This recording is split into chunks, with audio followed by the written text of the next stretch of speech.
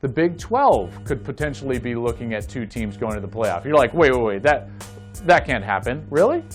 Earlier in the summer, I was looking at September 14th, and I was like, you know what? That's going to be a really big week for the Big 12. Because you saw a lot of these matchups where I would actually, at least in the summer, favor the opposition or say that those are going to be tough games for the Big 12. Let's run through them for a second. Kansas at Boston College. Before the year, what would you think that was? A loss for Kansas. You had Kansas State with a brand new head coach going down to Starkville to face Mississippi State in the second year for Joe Moorhead. Kind of would have favored Mississippi State there. You got a brand new coach at West Virginia facing North Carolina State.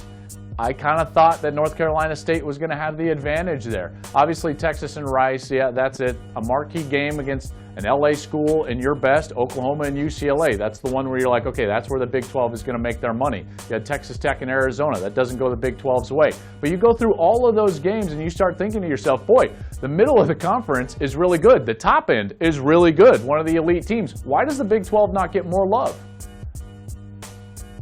Oh, what's that? Oh, that's right, because Texas did not knock it in on 4th and goal 2 different times from inside the 5-yard line, and they ended up losing to LSU. What do I keep telling you? It's about the marquee teams and what they do against other marquee teams around the country. So because LSU beat Texas, which was a fabulous win for LSU and Joe Burrow and Ed Orgeron, no one's looking at the Big 12 and the strength of that conference. But I'm here to tell you that that conference on the field this year has played the best across the board. They had a great week last week. No one's going to talk about that, but Oklahoma is quietly positioning themselves, if they win that conference with the strength of what the conference is doing against other Power 5 opponents, that you're starting to look at a scenario where now the Big 12 could potentially be looking at two teams going to the playoff. You're like, wait, that can't happen. Really? Can't it?